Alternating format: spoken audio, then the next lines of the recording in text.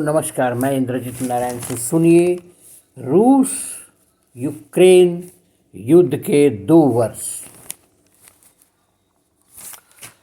मैं Indrajit Narayan Singh, MSc anthropology, 35 years in banking experience and a retired banker। आज मैं रूस और यूक्रेन युद्ध का आर्थिक पहलू पर विचार करने की सोच रहा हूं। आप इसे सुनिए, समझिए और कमेंट कीजिए। रूस तथा यूक्रेन पर हमला करने के 2 वर्षों में दुनिया में क्या परिवर्तन आया है? भविष्य की भू राजनीतिक और भू आर्थिक राष्ट्रीय नीति पर इसका क्या असर पड़ सकता है? क्या वह केवल यूरोपीय युद्ध है जो शेष विश्व पर भी कुछ न कुछ असर छोड़ेगा, बशर्ते कि हम खाद्य और ईंधन आपूर्ति श्रृंखला पर उसके प्रभाव का प्रबंधन कर सकें?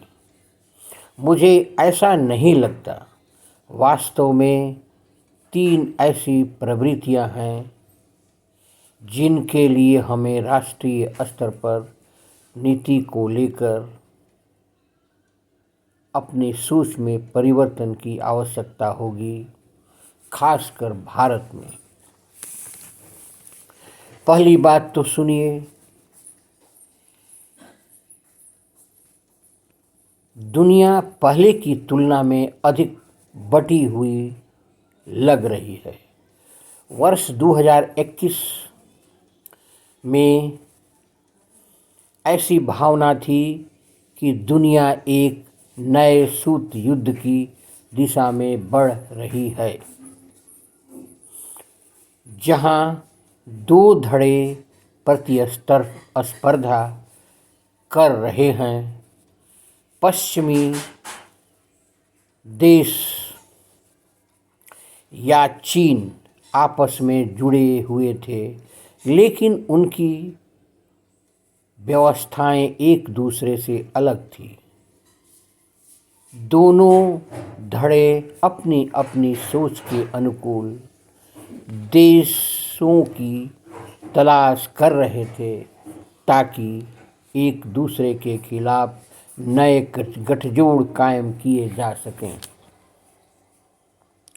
यह प्रक्रिया अब भंग होती नजर आ रही है। चीन समर्थक धड़े के सबसे प्रमुख देश रूस ने पश्चिमी के खिलाफ हथियार उठा लिया है, लेकिन बहुत कम रूसी मानते हैं कि यह उनकी ओर से चीन पर निर्भरता स्वीकार करने की इच्छा प्रतीत है।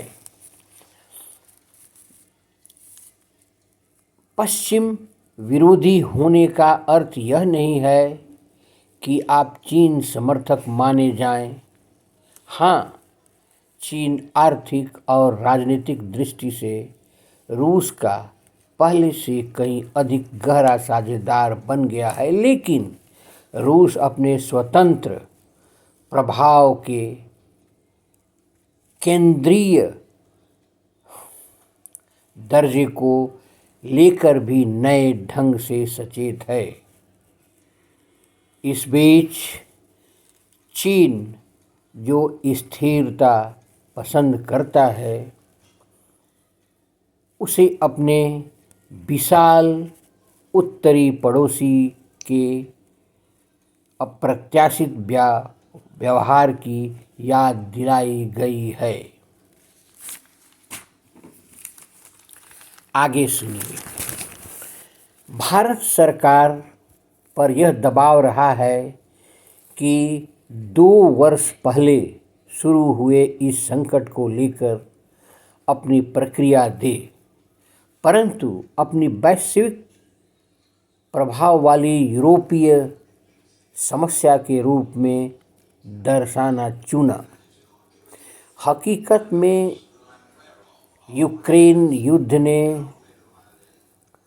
कुछ वैश्विक रुझानों को स्पष्ट कर दिया है तथा अन्य को गति प्रदान की है तथा कुछ अन्य को धीमा कर दिया है। भारत को सैन्य से लेकर वित्तीय क्षेत्र तक अब की तुलना में अधिक सुविकसित नीतिगत रुख अपनाने की आवश्यकता होगी। अगर यूक्रेन में गतिरोध बना रहता है या शांति स्थापित हो जाती है तो भी यथास्थिति पर वापस लौटना संभव नहीं है। यूक्रेन युद्ध के बाद बनी नई अर्थव्यवस्था में अलग तरह की नीतियों की आवश्यकता होगी, तभी राष्ट्रीय और आर्थिक सुरक्षा संभव होगी। मेरे चैनल को लाइक करें, सब्सक्राइब करें। नमस्कार।